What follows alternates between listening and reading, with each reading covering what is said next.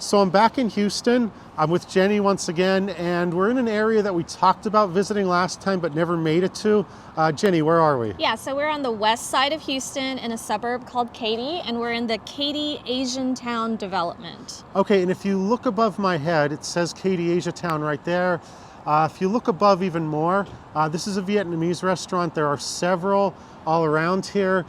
Just doing a quick spin around, there's a ramen place, another pho. This says best pho. So Jenny, is that the best pho in all of Houston? I think it has some major competition, so we'll just have to check it out. Okay, and speaking of competitions, I'm counting at least a couple dozen places here. Yeah. You could probably spend a month exploring. But where are you going to take me first and why? Yeah, so I'm excited. We're taking Brian today to eat Fat Eatery, which is a 2023 James Beard nominee for Malaysian cuisine. Okay, I love Malaysia. I've been there 4 times. I know you've been there. Okay, and also I'd love to know, since the James Beard event is in town this weekend, how many James Beard nominated chefs or restaurants does Houston have this year? I believe we're up to 10 semifinalists just for 2023. All right, well, I'm happy I'm going to get to try one. I want to wish all the best of luck and congratulate them, and I'm looking forward to checking this place out with you, Jenny. Thank you. So it's 6 months later, and we're back in Houston, sort of. Jenny, where are we? We are in Fat Eatery, which is in the Katy Asian Town. Okay, I saw dozens of different bakeries, restaurants. You could easily spend, I think, a couple months here. So, Yeah. Jenny, why are we starting our tour at Fat Eatery? Yeah, so Fat Eatery, first of all, is a 2023 James Beard nominee. This is the second time that they've been nominated, and Chef Alex Ao Young is the head chef and owner, and so we're trying some of his dishes today. Okay, now speaking of trying dishes, Jenny, when we first reconnected, you said this was one of the things we had to try.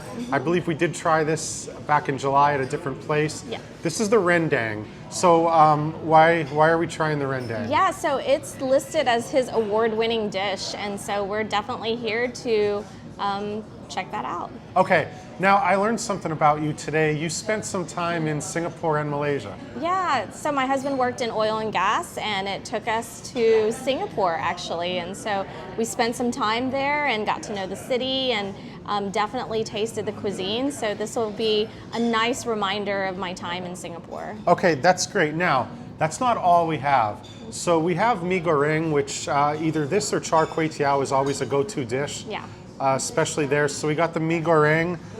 We also have something I've never heard of. I'd love to know if you've heard of.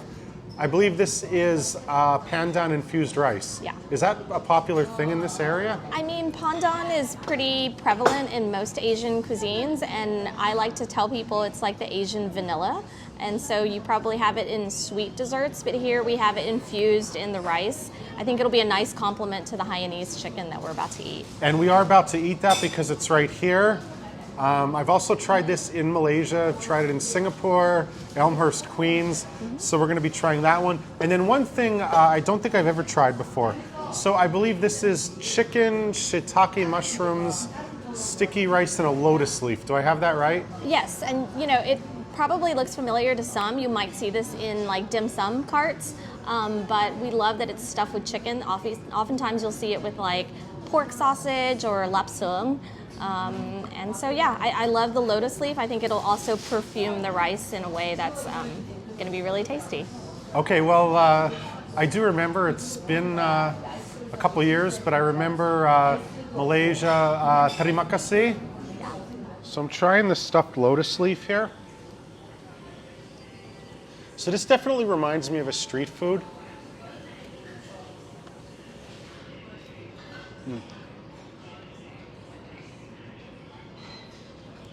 Now this one's pretty mild. I like anything with mushrooms, so I got the chicken shiitake mushroom version. Yeah, but they do have a few others on the menu. Next, I'm going to try the rendang here. So this is pretty much whenever I'm at a Malaysian, Indonesian restaurant. This is really one of my go-tos.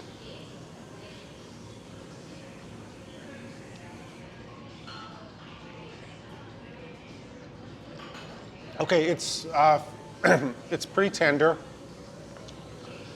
After about 3 seconds after you bite into it, you do start to sense some of the spice, but it's pretty mild. Most people who would eat here would probably consider it more mild than I would.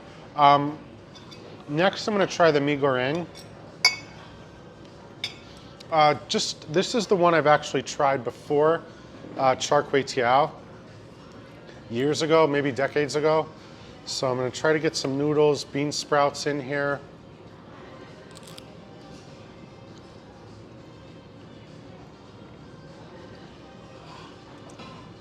Okay, this one again, like it has a little bit of kick to it.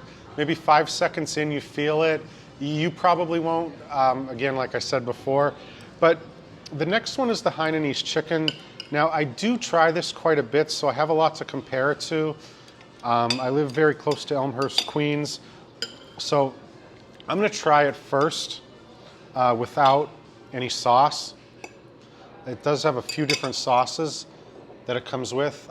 Sesame, garlic, and a sweet and sour sauce.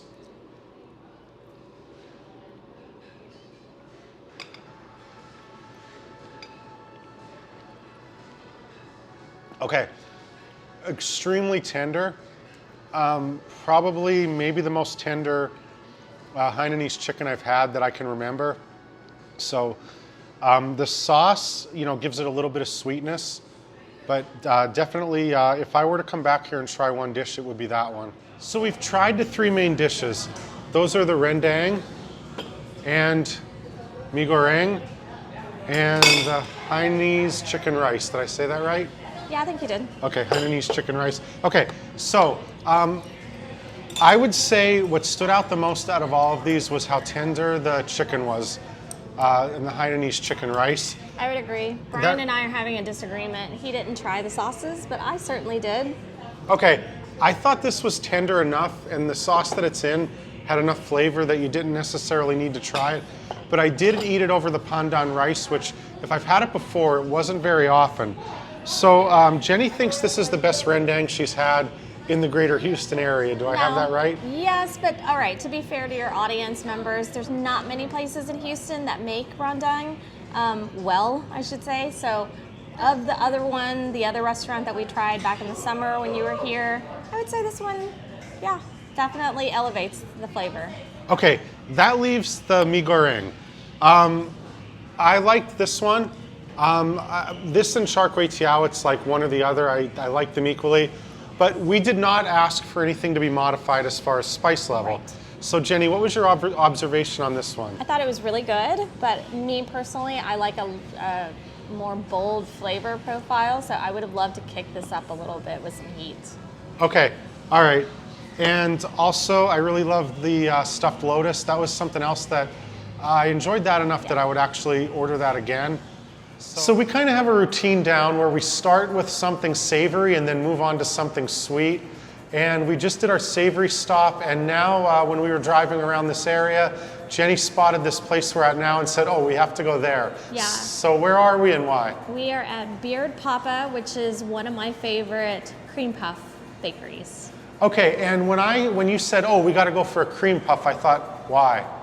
So explain to me, like, why the difference between maybe these and the cream puffs that I may have grown up eating that I wasn't crazy about. Yeah, so I feel like these are more authentic in terms of like being closer to, like, say, a French choux, or my mom also made like cream puffs. They just have a pastry cream. I find American cream puffs to be filled with whipped cream, and the crust or the shell outside is not that special. Here they make them fresh to order, and then they don't fill it with the pastry cream until you order it. So Here's the little injection site right there. And then I have like a classic one just with like the vanilla custard kind of filling. Okay, and I have filled with coffee, and it was, I don't know, Jenny, what did I get? You got a churro, which is like a cinnamon and sugar topping, and then it's stuffed with like a coffee pastry cream. What do you think? I like the crispy outside. Yeah. I like how they fill them to order. That's definitely a plus. They're not sitting around all day. Yeah. But it's not the first time since I've had you as my expert in all things culinary in Houston, that you've convinced me to try something that maybe on the surface, Yeah. I was like not sold on, but this is definitely cool. I'm actually gonna try another one, maybe ube next. You said you've had them all, right? I've had them all. Okay, all right. So this time we're going from sweet to sweet. We're at Bingo Cake Cafe, and we're not here to play the game, but we are here to try some pretty unique desserts. I am trying a rabbit macaron with a Kit Kat in the middle. I believe this is definitely leaning towards a Japanese dessert bar, but I did see the Taiwanese toast, and I got bubble tea here. And then Jenny, what did you have? So I have a Swiss cake roll, but it is flavored after the white rabbit candy, which some of you may remember as being a candy from Shanghai. And it's very sort of like milky, yogurty, has a very distinct flavor to it. Okay, so this is salted lemon, and I'm gonna bite the head off a rabbit. Now, this is a reference to the year of the rabbit, and I am born on December 2nd. The guy who bit the head off of a bat was born on December 3rd. I don't know, Jenny, if you know that story. That is Ozzy Osbourne. Yes, he was born December 3rd. I was born December 2nd. So I'm gonna bite the head off of the rabbit instead and see how this is. So it's pretty thick, and the lemon probably, I'm guessing, comes from the Kit Kat.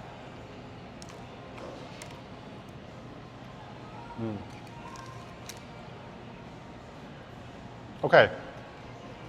I didn't realize this is actually sugary. I guess it's hardened sugar on these. So that adds it, makes it a little crunchy. So does the Kit Kat. And then the macaron shell, I must say, it's perfectly soft. Jenny, have you ever had a macaron where the shell was prohibitively hard and you couldn't enjoy it no matter how bad how good the filling was? Oh yeah, it was like crumbly, it just kind of disintegrated in your hand, yeah.